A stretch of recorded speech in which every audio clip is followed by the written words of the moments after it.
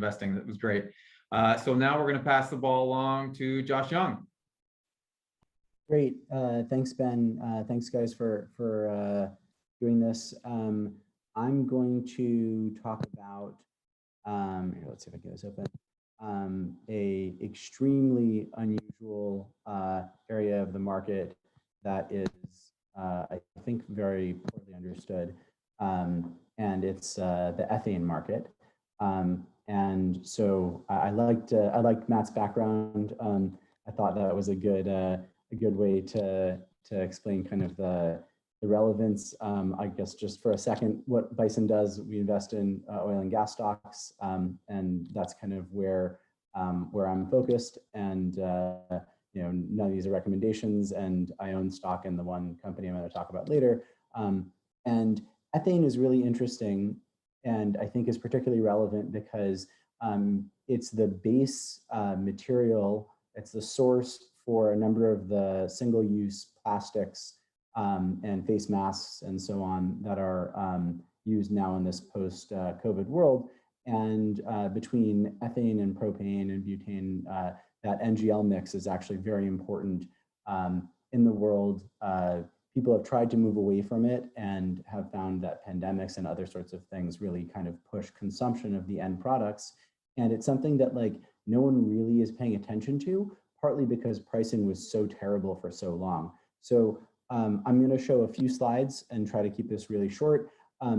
Ethane has been at a low price for a long time in a fairly tight range, and it's bumping up on the top. That's what you see on the chart on the right. On the left, you see that that's happening despite ethane recovery actually being at a multi-year high, and ethane production kind of continuing to rise. So it's pretty unusual for a commodity to be rising in production, but for the price also to be rising. And so it's kind of this like obvious question, and it's something that I think is really interesting. And it's especially exciting because drilling activity in the US is not rebounding as much as oil and natural gas prices have been rebounding. So this rebound in ethane recovery and ethane production may actually not continue. Ethane production might be a little more limited and require much higher prices. And so where you see that 5-year range where ethane has historically gone way higher than the current 34 or so cents that it's at per gallon, I mean, it could go very easily to 60 cents a gallon, which would only be, I think it works out to be the equivalent of less than $30 a barrel. And another use for it is to export it so it can get processed in Asia. There's this whole kind of ESG movement, which is a joke in my opinion for several reasons, one of which is that we just seem to export our pollution to China. And so China is happy to receive our ethane and then turn it into plastic and then ship the plastic back to us and then sell it. And then we can all pretend like whatever company it is that's providing that, whether it's Apple or Berkshire Hathaway or whatever, should have a high ESG rating. So exports are rising. There's actually a bunch of export capacity that's come online somewhat recently. There's a new kind of tanker that's transporting almost half of the ethane out of the US now, and there's a number of those tankers coming online shortly as well. And so this is a very kind of strong up and to the right trend. Again, this is like kind of a niche that people don't really understand. And this is very mispriced, as we saw in the last slide, at roughly $14 a barrel versus oil at close to $70 a barrel. So this is something that can get used for some of the same things as refinery feedstock, but that costs way less and is actually much more useful from a plastic perspective. There's giant projects also that are in the works right now that are beneficial for ethane for two reasons. One, they will use a lot of natural gas to power them. And so they'll actually be beneficial for natural gas demand. They're so big that they actually use a measurable amount of gas versus the total gas supply in North America. The other big thing about these, and these are just 4 examples, I pulled them off of NES Firecraft's website. There's a lot of these that are going on right now, but these are coming on now or coming on over the next year. As these things come on, they're going to start consuming a bunch of that ethane that we saw that's been growing. If ethane production doesn't grow more, which isn't happening right now, you kind of like need it to grow more just to supply these plants. And these tell you, and the huge cost associated with them and the real producers, Shell, Exxon, so on, there's going to be a kind of run on ethane, and pricing is going to go from extreme lows to potentially multi-year or even multi-decade highs, and they may actually stay there for some time because ethane is a relatively small component of the production stream. So there's room for this to run and to run in scale. So a company I own stock in, and a way that I'm getting exposure to this is Sandridge Energy.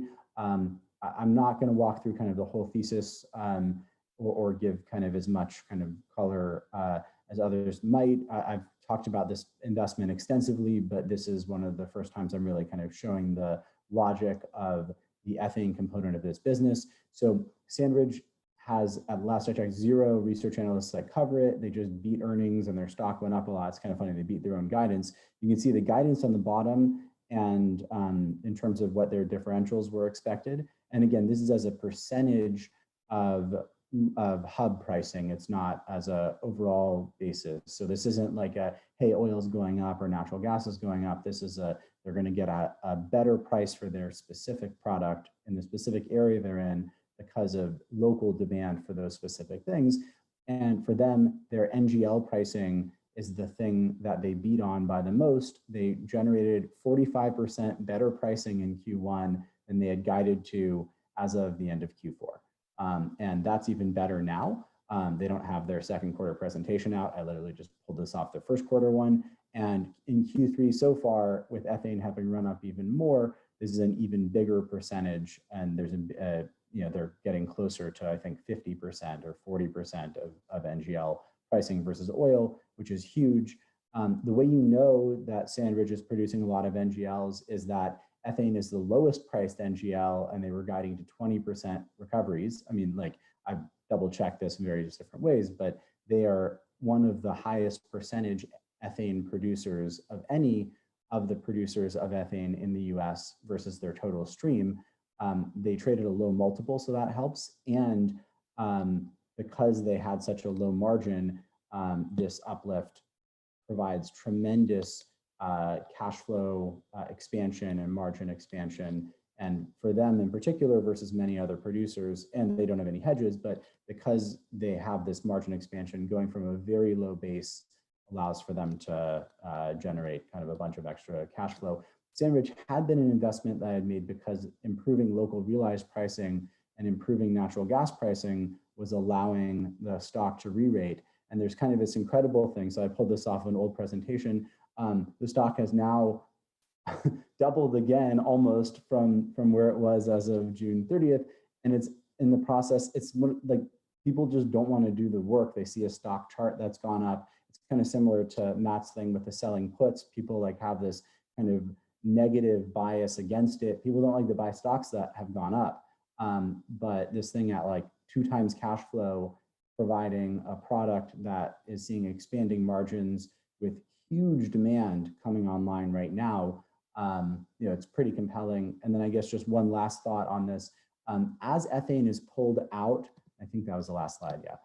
As ethane is pulled out of the gas stream, ethane generates just under 1,700 BTUs of energy when it's burned, of heat when it's burned, and natural gas generates just under 1,100. So there's almost 2x energy uplift in ethane versus natural gas.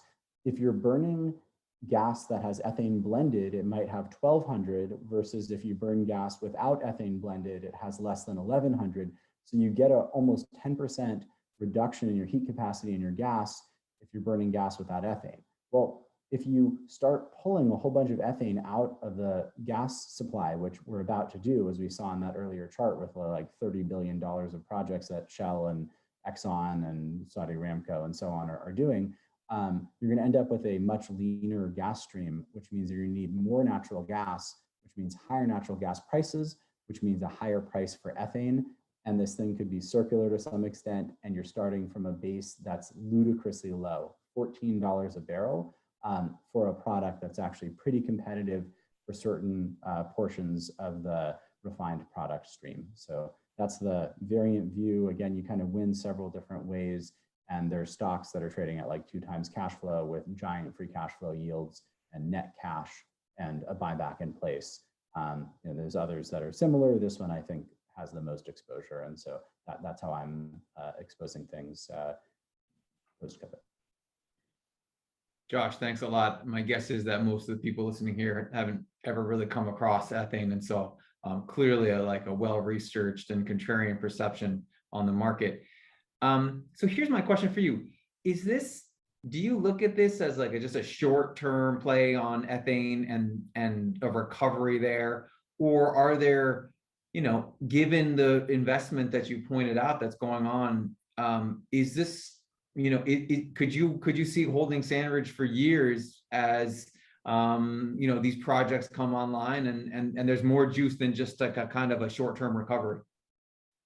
I think it depends on the kind of path of this price improvement. So there is a possibility that these just enormous, essentially unprecedented projects come online at the same time as some of these additional export facilities come online, at the same time as some of these tankers come online. And there's just such a big squeeze that ethane prices go from like 14 to like 70 and Sandridge goes to like $50 a share or something. So in that sort of circumstance, I'm running because I'll get my like 30 years of return or 20 years of return in a year, and that's great, and you get out. I don't think that's really how it'll play out. I think that these things always take longer and cost more and are more complex and so on.